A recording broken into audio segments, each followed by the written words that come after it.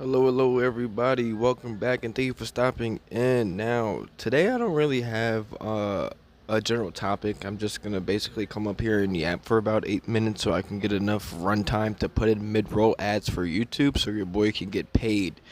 Nevertheless, though, I think it's quite crazy how the dynamic of dynamics have changed so dynamically over the dynamic of a couple of months. And now I was saying that satirically, but let's really look at something. Do you guys remember a couple of years ago when they were like, "Oh yeah, China's population. China's gonna outbeat us in population by 2025," and then 2025 came and passed, and then the Indians exploded in population. Literally, the Indian subculture population has exploded since then. And I'm not saying it's a bad thing. I'm not saying it's a good thing, either or. I have my thoughts and my own opinions, and truly, honestly, I'm not gonna put them out there yet because I don't have a big enough audience, and I will get canceled for them. That's neither here nor there, though. I think it's crazy how before we were worried about the major populace. We were worried about who would have the most population. Would it be the Chinese or would it be the Indians? Yo, they're so lucky Cauchy and prediction markings weren't around back then because, boy, let me tell you, eugenics would have had a fucking field day. Um, Nevertheless, though, now we're in 2026, and the big scary threat is AI and bots. And let me tell you something. From the research I have done, it has taken the Indians and Chinese hundreds of years to get to the population they are at now. Within 3 years, AI, robotics, and basically any kind of bot or AI agent that you can think of has almost reached that population threshold in half of the time. Fuck half the time. They did that in like 1/4 of the time. So you can only imagine in the next couple of years what will the internet look like. And I know everyone's like, oh well, the dead internet theory has been a thing for a long time, Zan. You're delusional. You don't know what you're talking about. I want you to know that 80% of the interactions you have on the internet now is with a bot. There is no doubts about that. Bot activity.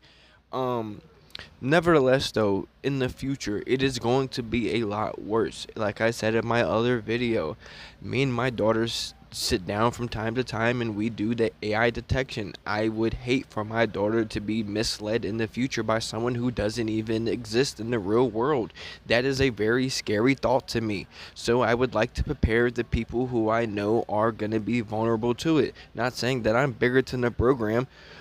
Excuse me, not saying that I'm bigger than the program. You know how often I go on the internet, go on Facebook, and I'll be watching a video. And if anyone knows me, knows my general stance on generative AI, I have a hate-love relationship for AI. If you are using AI to help write an essay or help write a document, that's perfectly fine.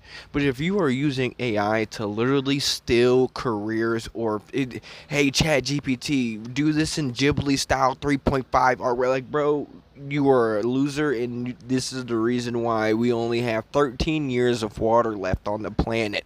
Yeah, you don't believe me? Go look that shit up. I saw that shit in a meme earlier that said, oh yeah, all these goddamn AI characters, and we only got 13 years of water left. So I went and looked at it, and it's true. We only have 13 years of water left. And if they keep building all these data centers, we can cut that number down to like 3, okay?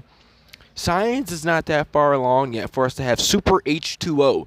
I mean, granted, we do have something like superfluid H2O now, but it's not overly nutritious, it's just overly dense. I don't know, man. I don't know. I feel like I'm losing my marbles. I feel like as the days go on and as time goes on, it's just getting a lot harder to feel justified in my actions and the things I do on a daily basis. You know, if you tell, sorry, let me phrase it like this. If you try to explain anything after COVID-19. To someone pre-COVID-19, they would call you delusional. The same way we called the same conspiracy theorists in 2008 delusional when they said, oh, the government is controlling the weather. A couple years later, find out the HARP program is real.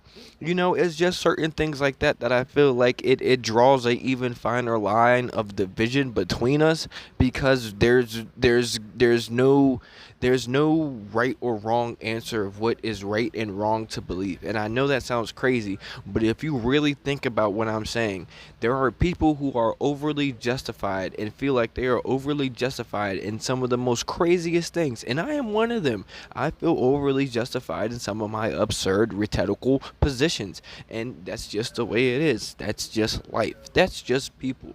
You know, I'm now crossing into the 5 minute and 30 second mark, so I think I have enough to run some mid-roll ads here. But I'll just keep yapping because I honestly feel like there's a lot we need to cover in this just general yap session.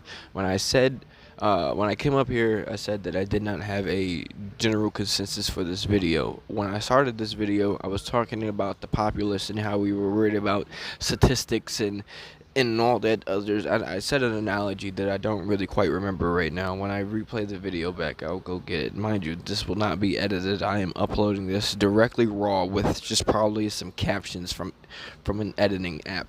Nevertheless, though, I think we all should take a moment to get our wits about ourselves. And I know everyone's really like, oh, with this Epstein stuff going on now, it's really hard for us to trust the administration. And I want you guys to know, a lot of us haven't trusted the administration for a long time now. I'm 25. I'm in the Gen Z age bracket.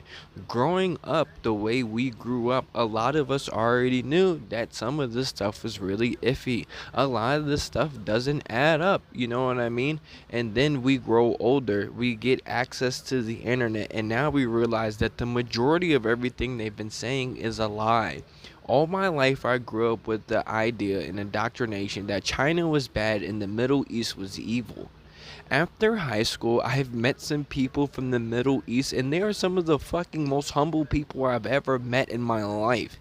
Granted, I've never met someone who's openly said, oh yeah, I'm Chinese, da da da da da.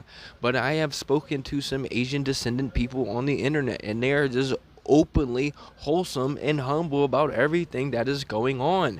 I think we are being severely misled and severely divided right now in times where we need to be more unified than ever.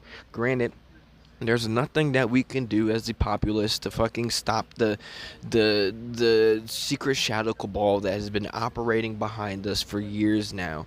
But I don't know if you've seen the picture of the bunch of little minnows posing as a big fish to scare off the other big fish. We have a fighting chance. We just have to start fighting in the first place. Nobody wants to do anything to get to that point. We are all scared of a revolution, but waiting for it to happen.